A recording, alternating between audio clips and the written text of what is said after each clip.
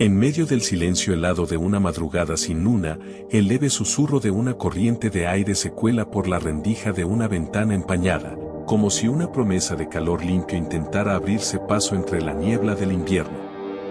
Esa promesa, vestida con la elegancia de una tecnología que se anuncia como la salvación del planeta, hoy se revela como una sombra que oculta más de lo que muestra.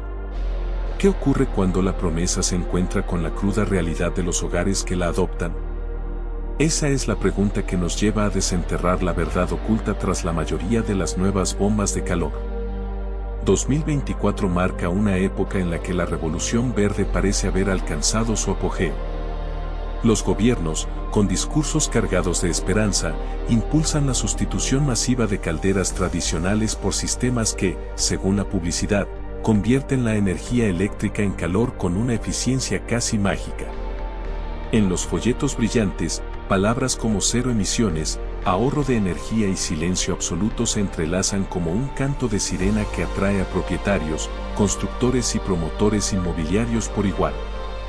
Pero detrás de esos letreros relucientes yace una arquitectura de ilusión que rara vez se menciona en los catálogos. Para comprender la magnitud de la discrepancia, es necesario remontarnos a los orígenes de la tecnología. En los años 70, los sistemas de aire acondicionado comenzaron a experimentar con ciclos de refrigeración inversa, una idea que se materializó en los primeros prototipos de bomba de calor durante la década 90. Aquellos primeros modelos, pesados y ruidosos, eran apenas una curiosidad para laboratorios especializados. Fue después del gran impulso medioambiental de los años 2000, cuando la industria, ansiosa por capitalizar el nuevo fervor ecológico, empezó a producir versiones más compactas y estéticamente agradables. Sin embargo, la prisa por masificar la producción trajo consigo una serie de compromisos que hoy se traducen en una calidad inferior en la mayoría de los dispositivos que llegan a nuestras casas. Los catálogos destacan un índice de rendimiento denominado COP, que según los fabricantes puede alcanzar valores de 5.0 bajo condiciones de laboratorio. Pero esa cifra, tan reluciente como un trofeo, se mide en entornos controlados, con temperaturas moderadas y sin considerar la variabilidad climática que experimentan los hogares reales. ¿Quién decide bajo qué clima se mide ese COP? La respuesta suele quedar oculta entre los términos técnicos y los números que aparecen en letras pequeñas. Cuando el termómetro desciende bajo cero en una vivienda situada en el norte de Europa, la eficiencia de la bomba se reduce drásticamente, y lo que en teoría debería ser una fuente de calor constante se convierte en un dispositivo que lucha contra el propio clima. Imaginemos dos casos paralelos, una casa en la capital mediterránea, donde los inviernos son suaves y los veranos abrasadores, y otra vivienda en la capital nórdica, donde el frío implacable domina la mayor parte del año. En el primer escenario, la bomba de calor puede acercarse a ese rendimiento ideal, pero incluso allí, la diferencia entre la teoría y la práctica es palpable. En el segundo caso, la realidad es mucho más sombría. Los compresores de bajo coste, fabricados en fábricas lejanas con materiales frágiles, se ven forzados a trabajar a velocidades que acortan su vida útil y reducen su capacidad de generar calor. Un ingeniero que probó ambos sistemas en condiciones reales comentó que, mientras el laboratorio mostraba un COP de 5.0, en la práctica rara vez superaba 2.5. Esa brecha no es solo un número, es la diferencia entre una factura de energía que se mantiene bajo control y una que se dispara como una alarma de incendio. Esta disparidad se vuelve aún más evidente cuando observamos la calidad de los componentes internos. Los compresores, corazón palpitante de la bomba, se fabrican con aleaciones de aluminio que, bajo el estrés del ciclo térmico continuo, pueden desarrollar microfracturas. Los intercambiadores de calor, a menudo diseñados con láminas de cobre finas para reducir costos, pierden eficiencia con el tiempo debido a la acumulación de polvo y corrosión. Los ventiladores, que prometen un funcionamiento silencioso, a menudo emplean motores de bajo consumo que generan vibraciones perceptibles, rompiendo la ilusión de silencio absoluto que tanto se promociona. Cada uno de estos elementos, como piezas de un rompecabezas deteriorado, contribuye a una decadencia silenciosa que pasa desapercibida hasta que el usuario se enfrenta a una avería inesperada. A medida que la tecnología avanza, la presión del mercado obliga a los fabricantes a lanzar versiones actualizadas con mínimas mejoras superficiales, mientras los problemas estructurales persisten.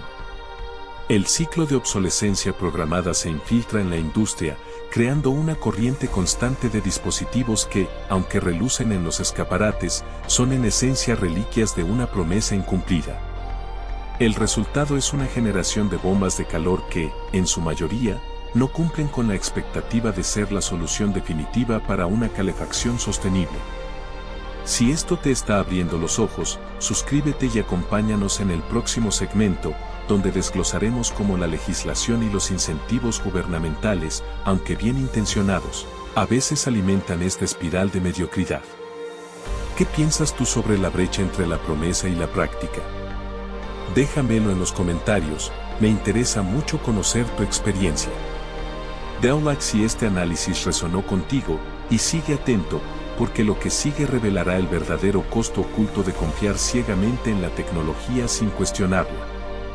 En el siguiente tramo nos adentramos en el entramado legislativo que, bajo la noble intención de acelerar la transición energética, ha terminado por tender puentes invisibles entre la demanda de soluciones rápidas y la oferta de productos cuyas bases técnicas no están suficientemente robustas.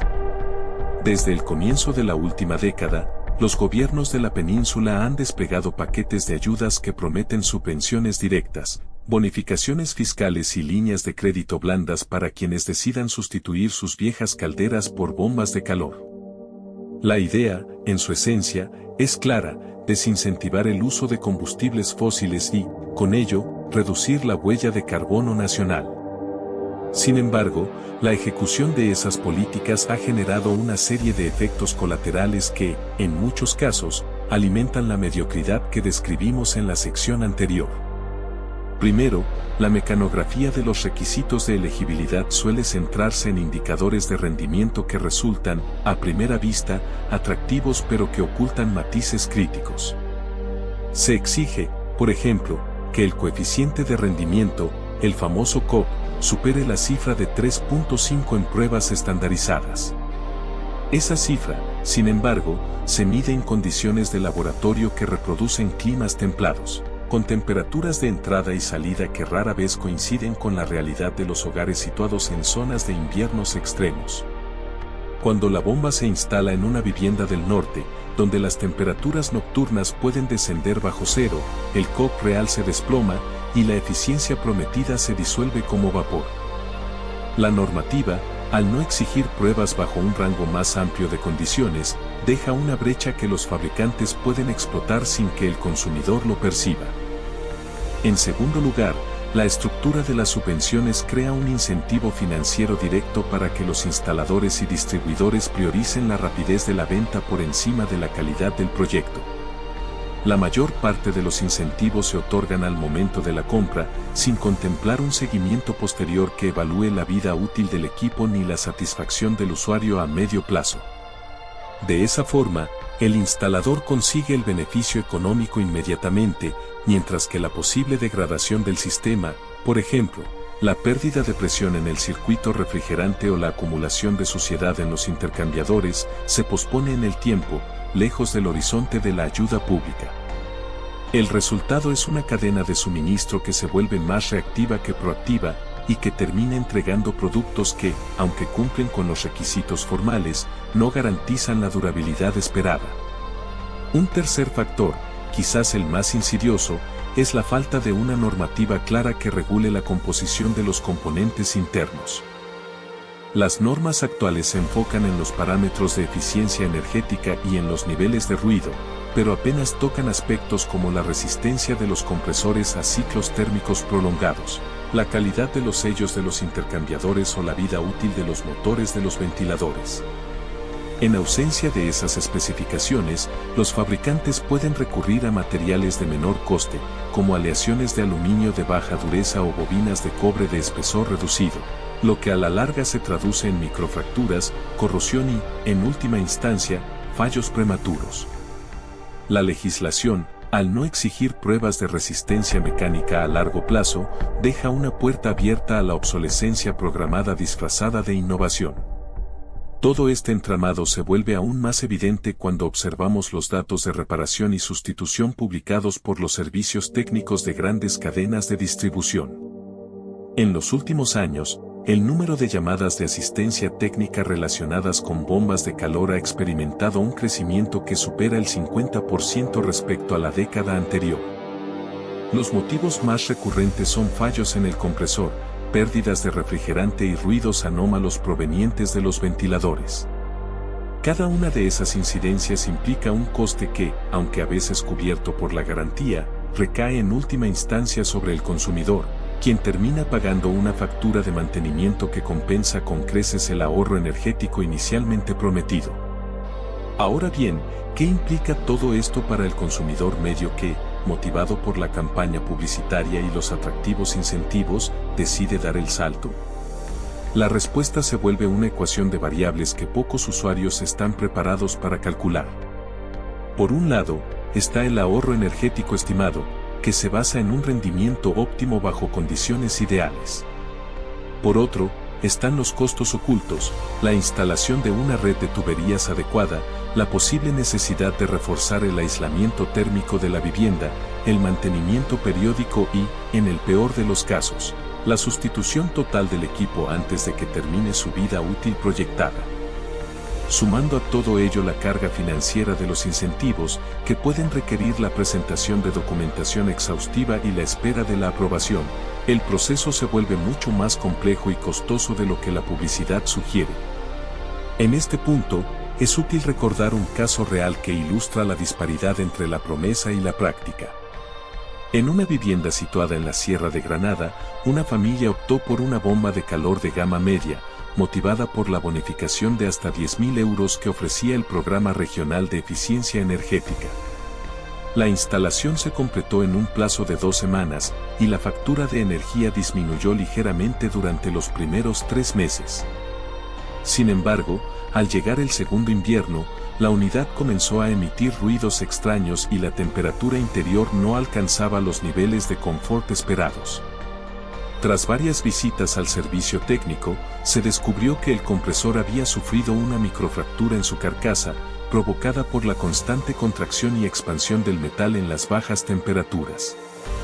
La reparación implicó el reemplazo completo del compresor, un coste que ascendió a varios mil euros, sin contar el tiempo perdido y el malestar de la familia. Finalmente, la familia decidió abandonar la bomba de calor y volver a una caldera de gas, sacrificando la bonificación inicial pero recuperando la estabilidad térmica. Este ejemplo no es aislado.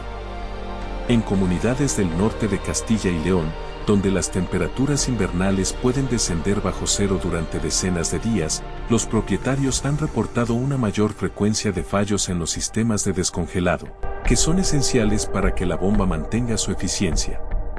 Cuando el sistema de descongelado no funciona correctamente, la unidad se ve obligada a operar en modo de resistencia eléctrica, lo que eleva el consumo de energía de forma drástica y contrarresta el objetivo de reducción de emisiones.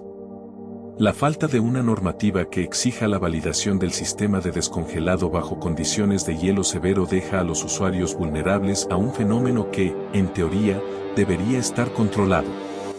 Pasemos ahora a examinar el impacto medioambiental que se esconde tras la fachada de cero emisiones. La producción de una bomba de calor implica la extracción y procesamiento de metales como el cobre y el aluminio, así como la fabricación de componentes electrónicos y plásticos. Cada uno de esos procesos genera una huella de carbono que, si bien suele ser menor que la de una caldera tradicional, no es despreciable.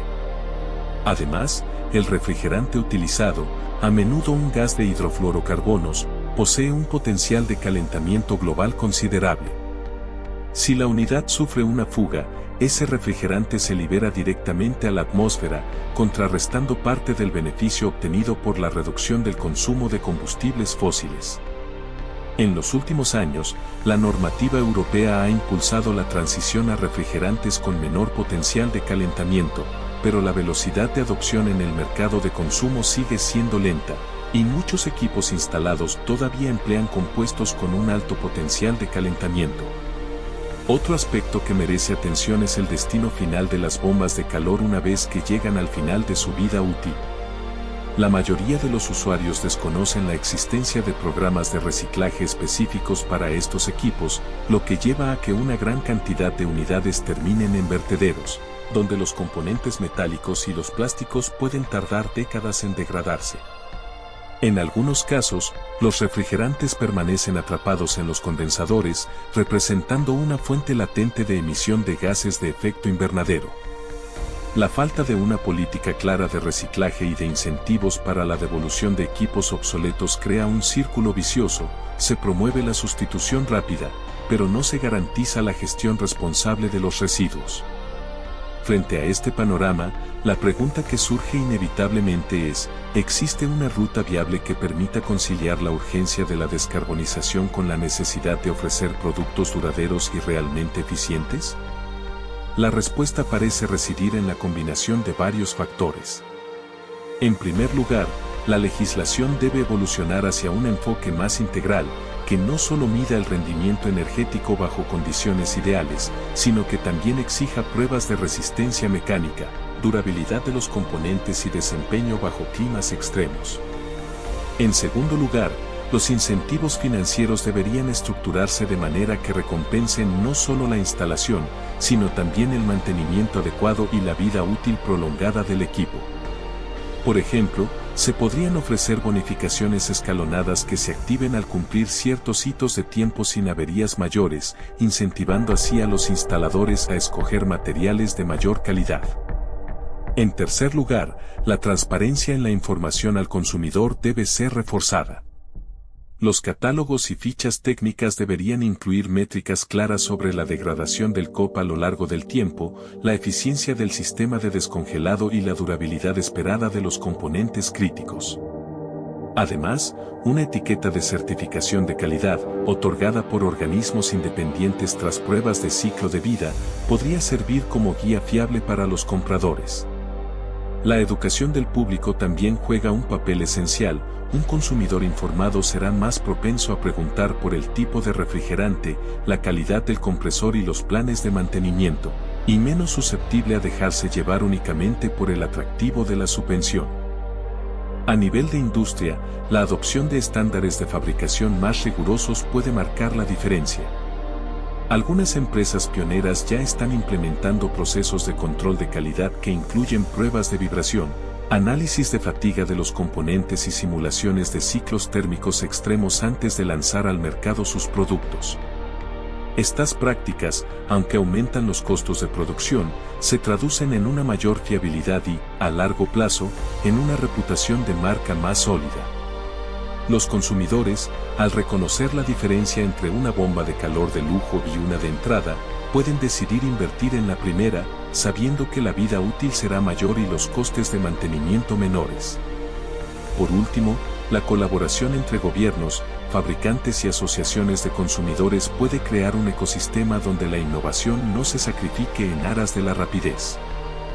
Los laboratorios de pruebas pueden recibir financiación para desarrollar protocolos de ensayo que reproduzcan condiciones climáticas reales, mientras que los organismos reguladores pueden establecer marcos que obliguen a la divulgación de los resultados de esas pruebas. Las asociaciones de consumidores, por su parte, pueden compilar bases de datos de experiencias de usuarios, ofreciendo una visión colectiva que contraste las promesas de marketing con la realidad del día a día. En conclusión, la espiral de mediocridad que hemos desvelado no es una consecuencia inevitable del progreso tecnológico, sino el resultado de un conjunto de decisiones políticas, económicas y de diseño que, al no alinearse adecuadamente, generan una brecha entre la promesa de una calefacción limpia y la experiencia de los usuarios. Reconocer esa brecha es el primer paso para cerrar la distancia. Si bien la urgencia de reducir las emisiones es indiscutible, la solución no puede basarse en atajos que comprometan la calidad y la sostenibilidad a largo plazo. Ahora, me gustaría invitarte a reflexionar.